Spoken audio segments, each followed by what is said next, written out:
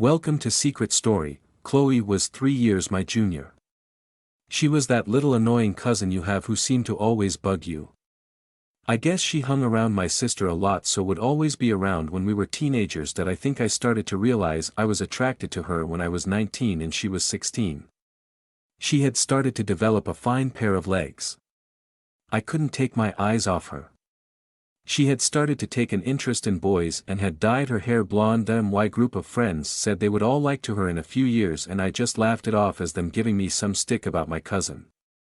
But deep down I wanted her too. She was the one girl I couldn't have, and I usually got what I wanted in that department. We rarely spoke at this time, and it wasn't until I was 20 and at college that she started coming to the same parties I attended. That I had heard in the interim period that she had been somewhat of a wild child. She was seeing a friend of mine and drinking a lot, generally being a little badass.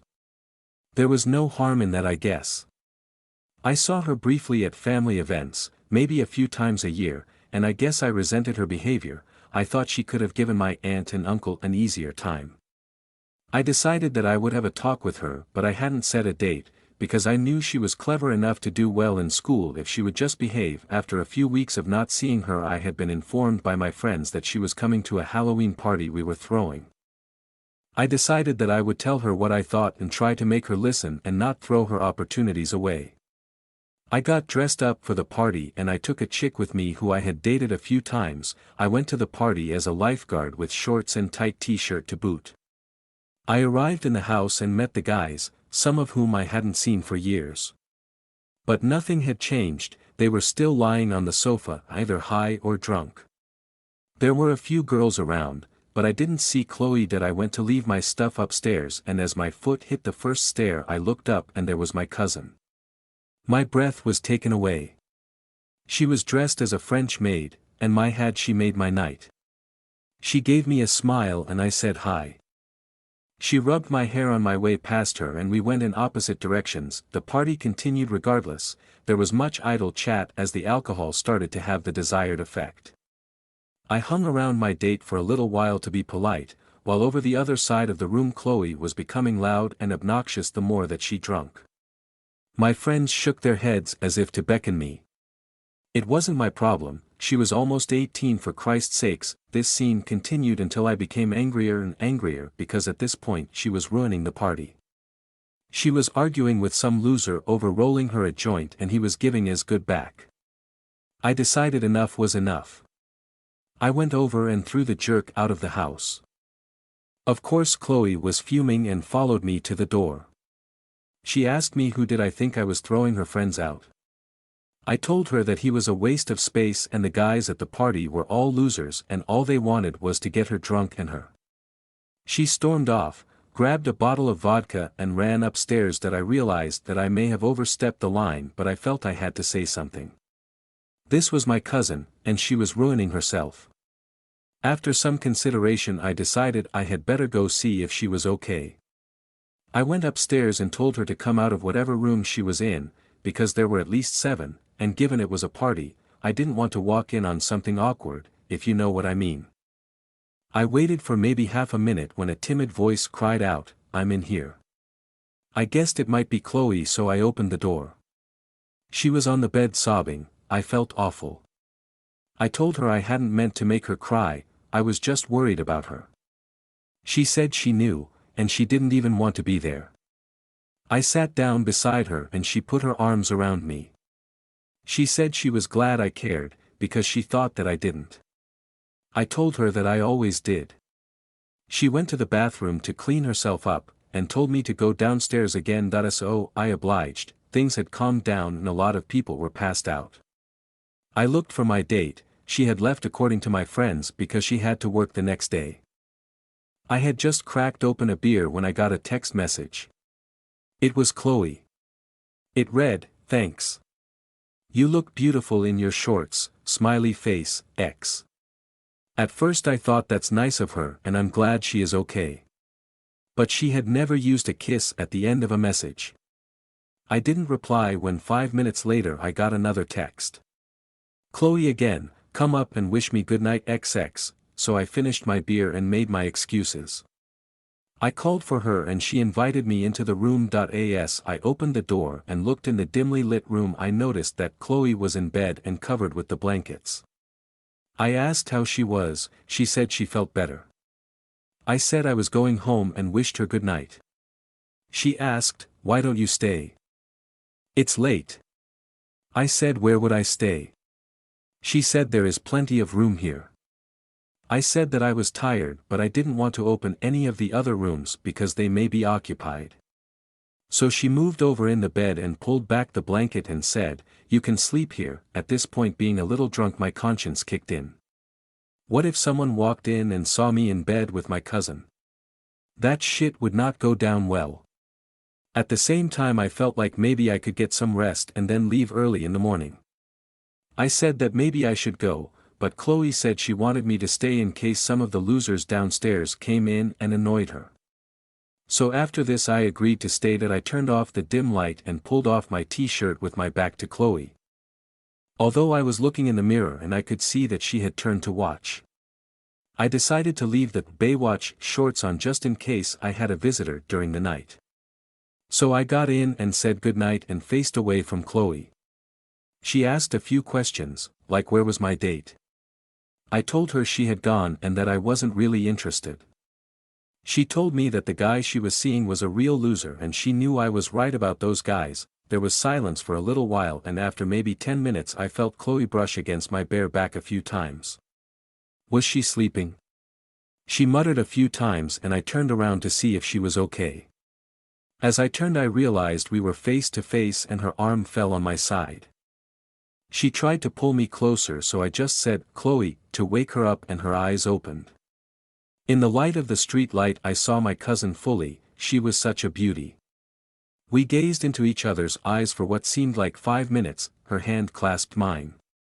I squeezed her hand, she squeezed back. I got out of bed. My conscience got the better of me. I told her I couldn't do this, it didn't feel right, and plus she was drunk. She replied that she had sobered up, but agreed that it felt wrong. I told her not to worry, that I would just leave. She smiled at me and told me she loved me. I said, "What do you mean, in a cousin way?" She said, "No, I love everything about you." I said, "I love you too, but in a protective way." She said, "So you don't like these?" Looking down at her. I said, "They're lovely, but I'm your cousin, they aren't for me." She said, "They are for you, and so is this." There was something telling me to stop. I said, "Chol, look, I think you're very attractive, but this is wrong." She said, "But I want that in me." She was pointing at my bulging shorts. She truly was beautiful and I wanted to give her her wish. I went over to the door as if to go, stopped, and turned the lock, locking us in the room. I sat on the bed and told her that I was crazy about her and that I was sad to see she wasn't applying herself in school. She said she would from now on, if I looked out for her. I told her that if we do this we are the only two people who can ever know. She said she had wished I had done it sooner and she didn't know if I felt the same. She begged me the moment had come. The bed was shaking but I didn't care. We were both sweating a little. We fell asleep in each other's arms. That was the night I and my cousin Chloe. Welcome to Secret Story. I slowly woke up, not wanting to rush my brain as it tried to make sense of the new day. I could still see the small tidbits of the dream I was just having. It was a mangled mix of the movie I had been watching the night before and people that I saw every day. "It's Saturday," I said to myself while I did my morning stretch. I had to be at work at noon, plenty of time. In the kitchen my mother was already well ahead with the breakfast and the whole family was getting ready for the bounty my mother always conjured. By whole family I mean my dad and my 2 sisters. I could smell the bacon even from my room and my stomach grumbled. I headed to the bathroom where I brushed my teeth and tried to take the morning piss. I say, tried, because this particular morning I encountered a problem that happens only when I rush the morning routine. After finishing in the bathroom I strolled into the kitchen with the hunger that only a 6 feet 1 inch, 19-year-old can have. "Good morning," I said while grabbing a plate from the cupboard. "Good morning, Sleeping Beauty," my mother replied that I find it funny how my mother greeted me like this rather than my younger sisters. Not to say my sisters are ugly, far from it. My sisters are both lovely girls. Alas, this story is not about them. As we sat eating breakfast, my dad made the announcement. "Alright guys, this afternoon we are going to your Uncle Steve's house. Uncle Steve is actually my godfather and he is my mom's older brother. It's your Aunt Beth's birthday and we are going to have a barbecue there." As he said this, I started to think what I would do in the empty house. Although he had addressed all of us, I had to go to work and I wasn't going to make the drive to my uncle's house alone. My uncle lives about an hour from us, and although the drive isn't bad, I hate driving back late at night. "Dad, I don't get out of work until 7:30 today. I don't think I'm going to go." My mom was already shaking her head. "John, you haven't visited your uncle in months, you have to go." I sighed and was about to protest when my dad spoke. "It's true, John, you should go. Your Aunt Beth is always asking about you." If there was one good thing about going all the way to my uncle's house, it was my older cousin Liz and Aunt Beth. Liz was adopted when she was 6 because my aunt and uncle were unable to have a child of their own. She was of Hispanic background but had light green eyes and was taller than most girls. I always thought she could have been a model and sometimes fantasied about her. Alas, this story is not about her either. Aunt Beth, on the other hand, is. Aunt Beth, to sum up in one word, is irresistible. My uncle had once told me, in a drunken stupor, that he had fought off a gang of hoodlums in order to get her. It was hard not to believe him. My uncle had a plethora of stories of his bravado and accomplishments. He told me that he had literally ran over one guy, then jumped out of the car and began swinging at anybody in his way. From what I understand, my aunt lived in a cul-de-sac in a shady neighborhood. Unfortunately for my uncle, there were a lot of guys who fancied my Aunt Beth and he had no choice but to deal with them after their many transgressions, the last being a half-empty beer can hitting his car. She was going to be 42 this year, but her body would convince you otherwise. It was ironic that she could not conceive because screamed the signature of a fertile and healthy woman. In her high heels she was as tall as my cousin Liz, who was about 5 feet 9 inches. There was a sort of dignity that my aunt always carried. My guess is that it's because she is a somewhat of a big-time real estate agent. She never wore clothing that was too revealing, but she did somehow flaunt what she had by wearing clothing that accentuated her body. After considering all this, I somewhat reluctantly told my parents that I would drive there after work. That I drove straight home after work and took a hot shower before I made my way to my aunt's birthday. When I arrived at my uncle's house, the party was at full swing. I knocked on the front door, but since everybody was out in the backyard socializing, it was no surprise that no one came to answer the door. After a few moments, I decided to let myself in. I could hear some music playing in the backyard and could see some folk at a table through the living room window. I made my way to the kitchen only to find my Aunt Beth as she looked for God knows what under the sink. She was wearing light blue jeans, but they weren't the ones I'm used to seeing on women I find attractive. Unlike those low-rise jeans all the girls my age wear, my aunt was wearing those classic jeans that ride high. My throbbed gently as I snuck up on my Aunt Beth. "Happy birthday, Aunt Beth," I said, a little weaker than I had hoped. She spun around quickly, letting a strand of hair fall in front of her face. She smiled and quickly but elegantly pushed the light brown strand of hair behind her ear. "Oh honey, I'm so glad to see you. Your mom said you were coming, but I was almost positive you were going to be a no-show." I made my way over to her. We embraced warmly. When I was 16, hugging her was almost a guaranteed boob to the face. Unfortunately for me, I was much taller now. "Sorry, I forgot to get you a present, Aunt Beth," I said lamely. I had intended to pick up at least a birthday card, but in the rush I had completely forgotten. Having you here is the best present I could have asked for. After a short while we made our way to the backyard where everybody was having a good time. My dad was by all measure drunk and so were most of the other adults. I scoured the place for some food and found some cold pieces of meat. My mother must have been watching me because she came over and asked me what I wanted on my plate. Soon thereafter she went about heating me up a respectable amount of food. After having my fill I sat back and talked with my cousin Liz and some of her friends. They were a little younger than me and most of them were still in high school, but nevertheless we talked until finally people started to head home. It was about 11:30 p.m. when I figured my dad was in no shape to drive.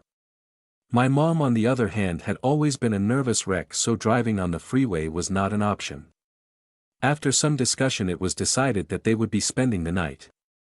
My sisters would sleep in Liz's room and my parents would sleep in the guest room. I on the other hand had my car and was planning to drive back home. However, my uncle insisted that I stayed, and I had only had a few drinks, but he rambled off on how awful he would feel if I had an accident on the way home. Being that it was late and I was tired, I decided to stay and agreed with my uncle. A little after midnight everybody had gone to bed except for my dad, my uncle, and I. My dad was in pretty bad shape, so my uncle and I carried him to the guest room. Usually my mom gets mad when my dad gets drunk. Tonight however, she was a little tipsy herself. My dad is no drunk, but he sure does know how to have a good time. After having taken care of my dad, Uncle Steve and I went back to the kitchen to drink and talk some more. Like I said before, my Uncle Steve is my godfather and I've always admired him. My mom had told me that my uncle had lived on the streets from a very young age. He pretty much learned to live alone after his mother died, and he somehow managed to get through it all without falling victim to drugs or other vices. We talked about what I had been up to. "Are you still seeing that little blonde girl you brought last time?" he asked while petting Max, his husky mix. "No, not anymore," I said somberly as I thought about how quickly it had ended. "She was a pretty girl," he said looking upwards. Recalling Tiffany, my ex, she had always been a big flirt and I have always been the jealous type, so there wasn't much hope when she started going to parties without me. "How's your car running?" My uncle had always been a gearhead.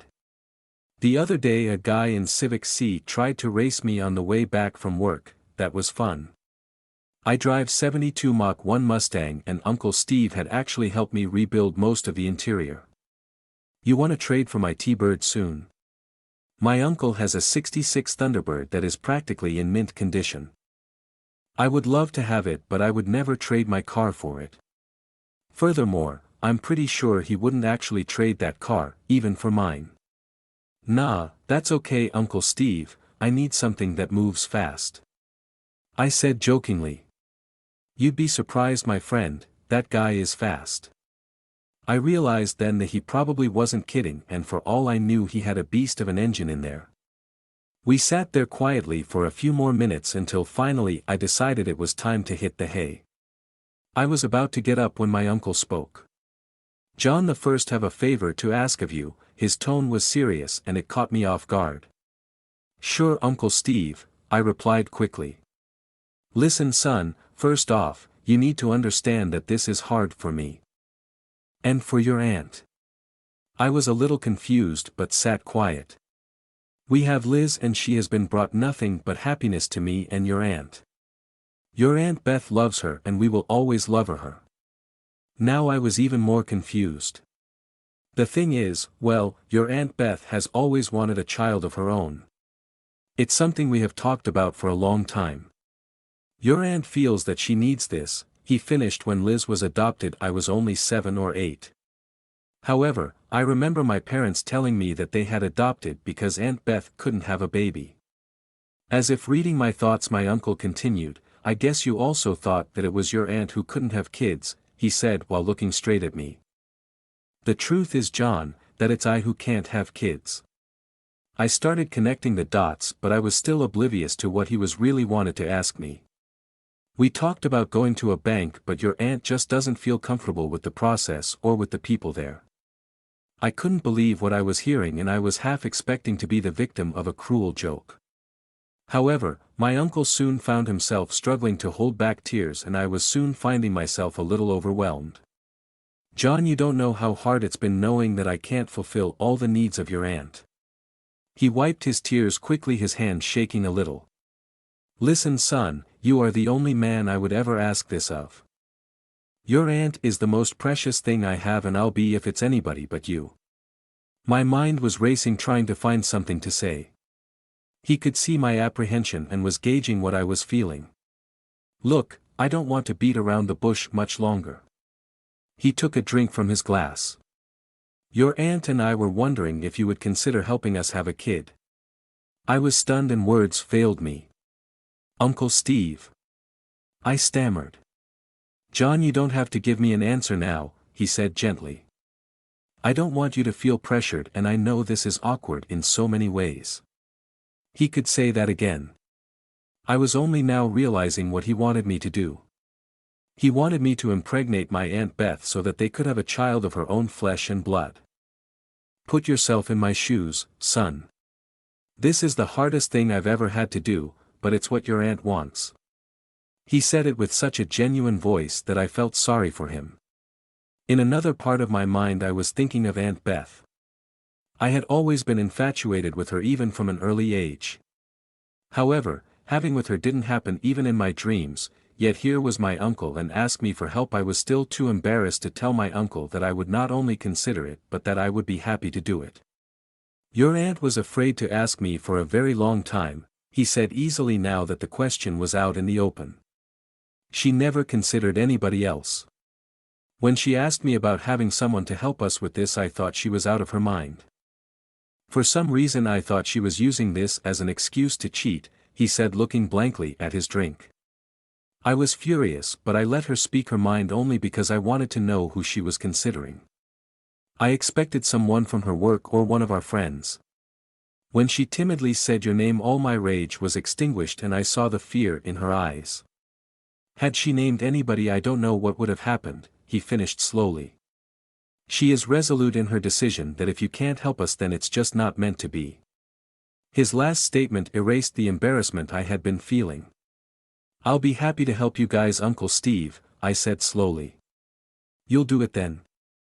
He had one hand on my shoulder and an eager smile on his face. Yeah, Uncle Steve, I'll do it. I smiled back. Your aunt is going to be so happy. After a short while he said, oh man, you are in for a treat, he said with a devilish grin. This is a little crazy though, I said, a little ashamed. That's why this stays between us. He motioned at me and then to himself and then finally pointed upstairs to where my aunt was. He took one big swig of his drink and then said, all right, let's go. The speed in which this was happening was a little scary to say the least. Wait, right now? I was under the impression that this deed was going to take place in some hotel someday in the near future, not right away under the noses of my family and my cousin Liz. Well, yes, I was thinking tonight. What better present could you give her on her birthday? I had no reply. Having seen that I was like a lamb lost in the woods, he proceeded to say, all right, let me go tell her the news and then I'll come back down to tell you what she wants to. I'm going to take a shower, my uncle said. Okay baby, my aunt replied. My aunt smirked. How do you like to do it, John? My aunt asked softly that I thought for a split second before replying. I was ready her when she looked back at me and said, wait, let's face the other way. I knew why she wanted to this. By facing the other way she would be able to see my uncle in the shower. I let her turn around and I walked around her until finally we were both facing the open bathroom door. Okay baby. It was not until I heard the shower turn off that I looked up to see him. He didn't have a towel and was looking straight at my aunt. I could hear you from all the way over there, Beth, he informed her. He was shorter than I was but he was a little more muscular me. He knelt down so that he was face to face with my aunt. He whispered something I could not hear. I unconsciously stopped midway and watched as my uncle. Don't stop, John, she said. We were in this sinful for at least 10 minutes. My God, this is the best birthday ever. She said a little too loudly but blissfully. Uncle Steve placed a hand on her mouth quickly and put a finger to his mouth. You want his mom to hear you? She shook her head and her eyes hinted at a smile. All right champ, time to, he said. Yes sir, I replied eagerly. Finally, after at least 5 minutes, my uncle got up and moved towards me. All right, let's see what we got here, he announced. That my uncle looked closer. Let's just hope enough stayed. I moved over towards the other side of my aunt as my uncle took over my position. Maybe I should get in there to stop it from coming back out? He asked my aunt. She only nodded. It was 2 a.m. when I got my clothes back on and went back downstairs. The next morning we ate a small breakfast. We acted as if nothing had happened, but I couldn't help. Nevertheless, by 9 a.m. we were ready to leave. My aunt kissed me and my uncle hugged me before leaving. John, in case it didn't work this time, you'll come back to try again, yes? My aunt asked me. Sure, Aunt Beth, as long as Uncle Steve lets me. Uncle Steve grinned as he said, I'm pretty sure that was more than enough, but if it ain't, then I guess we'll have to try again. Copyright 2024, all rights reserved. No part of this story can be reproduced in any form or by any electronic or mechanical means without written permission from the author. All characters are fictitious, and any similarity to actual people, living or dead, events, or locales is entirely coincidental unless otherwise stated.